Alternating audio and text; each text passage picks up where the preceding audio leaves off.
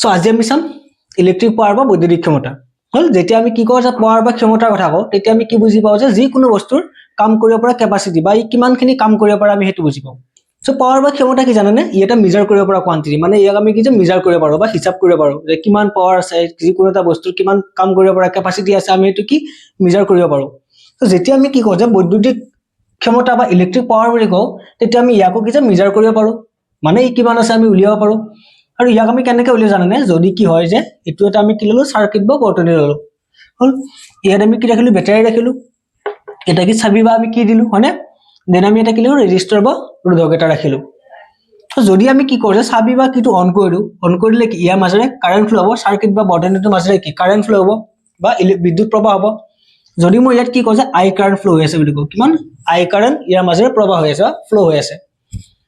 আৰু মই যদি কওঁ যে যেটো ৰেজিস্টাৰ বা ৰোধক আছে তাৰ দুয়োটা মূৰৰ যদি বিভৱ ভেদ বা পটেনশিয়েল ডিফাৰেন্সটো মই কি বুলি কওঁ ভি বুলি কওঁ হৈ গল যদি বিভৱ ভেদ বা পটেনশিয়েল ডিফাৰেন্স কিমান কলো ভি বুলি কলো তেনে হলে ইয়াৰ মাজেৰে ইয়াৰ পাৱাৰ কিমান হ'ব জানানে যদি ইয়াৰ পাৱাৰ বুলি কওঁ আমি ইয়াৰ পাৱাৰ হ'ব কিমান যে ভি ইনটু আই হৈ গল সো পাৱাৰক আমি কি হেৰে বুজাই পি ৰে বুজাই সো আমি কি লিখিম পি ইজ ইকুৱেল টু কিমান ভি ইনটু আই তাৰ মানে এটোৰ মাজত যিমানখিনি বিভৱ ভেদ বা পটেনশিয়েল ডিফাৰেন্স আছে তাক যদি মই ইয়াৰ মাজেৰে পাৰ হৈ যোৱা কাৰেন্টেৰে আমি মাল্টিপ্লাই কৰি দিও বা বিদ্যুৎ প্ৰবাহৰ মানেৰে যদি আমি মাল্টিপ্লাই কৰো তেনে হলে আমি কি পাম যে ইয়াৰ পাৱাৰ পাম হৈ গল ঠিক আছে বুজি পাইছা সো আমাৰ এতিয়া কি কয় যে পাৱাৰ মানে আমি কি পালো P is equal to V I এটো আমি পাই গলো কৰ পৰা পালো ইয়াৰ পৰা পালো হয় না সো এতিয়া চোৱা ইটোৰ পৰা যদি অলপ ভালদৰে লিখো আমি কি জানো P is equal two so আমি এগেইন কি জানো যে V is equal to R I হয় না আমি এগেইন কি জানো V is equal to R I কৰ পৰা পাইছো আমি ওহমছ লৰ পৰা পাইছো নে ওহমছ লৰ পৰা আমি এটো পাইছো সো ইয়াত লিখা যেটো ওহমছ লৰ পৰা আমি এটো জানো সো এতিয়া যদি আমি কি কৰো যে ইয়াৰ পৰা আমি যদি V জায়গাত আমি কি লিখো আৰ আই লিখো বা আই আৰ লিখো তেনে হলে কি হ'ব so P is equal two আমি কি পালো V জায়গাত আমি কি লিখব পাৰো আৰ আই হয় না ইনটু আই হৈ গল সো আমি কৰিলে কি হ'ব আমাৰ আনসাৰ কিমান হ'ব বা আমি কিমান পাম সো আই ইনটু আই কৰিলে আমি কিমান পাম আই স্কয়াৰ হয় না সো আমি পাম কিমান আই স্কয়াৰ আৰ তাৰ মানে পাৱাৰটো আমি কেনেকৈ লিখিব পাৰো P is equal two I square R লিখিব পাৰো হৈ গল সো যদি আমি এটো ফাৰ্স্ট ফৰ্মুলা কও এটো আমি এনেকৈ পাও সেকেন্ড ফৰ্মুলা আমি কালো পাৱাৰ বা ক্ষমতাৰ আমি সেকেন্ড ফৰ্মুলা আমি কি পালো P is equal two I square এটো আমাৰ সেকেন্ড ফৰ্মুলা দেন আমি থাৰ্ড আমি কি কৰো যে আই জায়গাত লিখো আমি ইয়াতে আই জায়গাত আমি কি লিখো ইয়াৰ পৰা উলিয়াই চাও আই টো আমাৰ কিমান হয় আই ইজ ইকুৱেল টু কিমান হ'ব ভি বাই আৰ হয় না দেন আমি থাৰ্ড লিখো আই জায়গাত কিমান ভি বাই আৰ লিখি চাও হল এটো ফৰ্মুলা লিখিলে আমি কিমান পাম সো আমি এগেইন লিখো কি P is equal to V I হল then P is equal to V I জায়গাত আমি কি লিখিম ভি বাই আৰ কৰ পৰা পালো ওহমছ লৰ পৰা পালো হৈ গল ওহমৰ সূত্ৰৰ পৰা পালো দেন সো আমাৰ কি হ'ব V ইনটু ভি আছে এবাৰ ওপৰত কি আছে V into V so V into V কৰিলে কিমান পাম ভি স্কয়াৰ দেন তলত আমাৰ কি আহিলে r আহিলে তাৰ মানে আমি কি পালো P ইজ ইকুৱেল টু কিমান পালো ভি স্কয়াৰ r তাৰ মানে পাৱাৰ বা ক্ষমতা আমি কেনেকৈ উলিয়াব পাৰো এনেকৈ উলিয়াব পাৰো হৈ গল ভি স্কয়াৰ r কৰিলে আমি কি পাৱাৰ বা ক্ষমতা পাও সো আমি কেইটা ফৰ্মুলা পালো পাৱাৰ উলিওৱা তিনিটা ফৰ্মুলা পালো সো এগিটা মনত ৰাখিবা হল নেক্সট আমি চাম যে ইয়াৰ ইউনিট বা একক কি এসআই ইউনিট সো নেক্সট এতিয়া চোৱা কি যে ক্ষমতা বা পাৱাৰৰ এসআই একক চোৱা সো আমাৰ কি জানে SI unit of power is কি ওয়াট মানে আমাৰ কি যে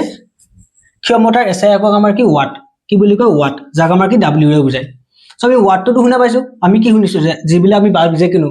মানে আমি দোকানত বাল্ব কিনিব গলে বা যিকোনো বস্তু আমি কিনিব গলে কি চাও যে কিমান ওয়াট চাও হয়নে কিমান ওয়াট লিখা থাকে কিছুমান লিখা থাকে কি আগতে কি আছিল হালধীয়া বাল্ব আছিল যিবিলা কি যে 100 ওয়াটৰ 60 ওয়াটৰ তেনেকুৱা আজিকালি বাল্ব বিলাক কিমান থাকে 9 ওয়াট 7 ওয়াট 11 ওয়াট ঠিক তেনেকুৱা ধৰণৰ থাকে নহয় নে সো যেটো ওয়াট বুজায় মানে 10 ওয়াট তাৰ মানে কি তাৰ পাৱাৰ এটো আমাৰ কি যে পাৱাৰ মানে আমাৰ কি পাৱাৰ বা ক্ষমতা যে হেতু বাল্বৰ কিমানখিনি পাৱাৰ আছে বা কিমানখিনি ক্ষমতা আছে কাম কৰিব পৰাৰ হেতু আছে কিমান যে 10 ওয়াট সো এটো কি বুজায় যে হেতু বাল্ব বা হেতু বস্তুৰ আমাৰ কাম কৰিব পৰা ক্ষমতা কিমান আছে ঠিক আছে হৈ গল সো নেক্সট এতিয়া যদি আমি চাও যে 1 ওয়াট পাৱাৰ মানে আমি কি বুজি পাও এটো আমাৰ কোৱেশ্চন আহে যে what do you mean by 1 watt power বা আমাৰ কি যে 1 ওয়াট ক্ষমতা বুলিলে কি বুজা